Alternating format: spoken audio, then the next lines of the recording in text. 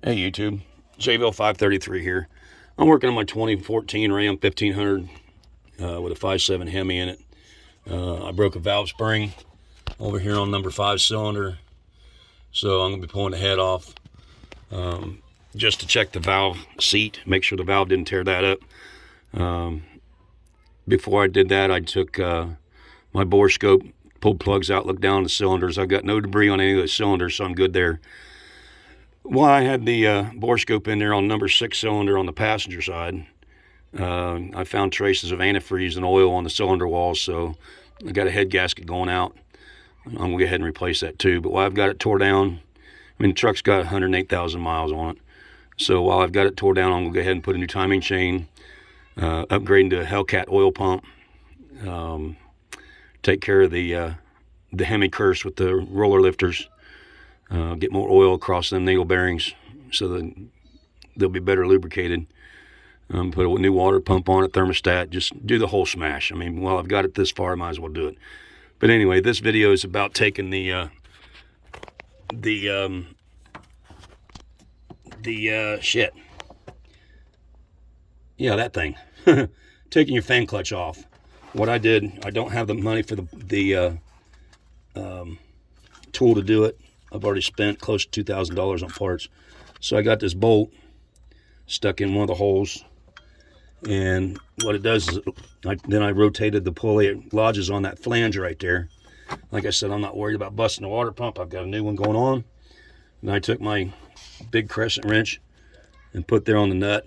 It's left-hand thread, so when you got that wedged, that bolt wedged up here in the flange, turn it to the right, turn that nut to the right, and it'll loosen up. So it worked for me. You know, like I said, spent almost $2,000 on all these parts. Trying to troubleshoot. One guy on YouTube said it was his intake manifold is why his truck was running so bad. That didn't help mine.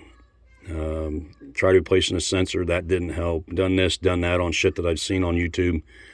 And there's a guy on here, Reignited Cycles in Automotive, had that Chrysler 300 with a 5.7 in it. He sold it, and a half hour later it come back running like shit. When he started up, it sounded just like this thing did when it broke the valve spring.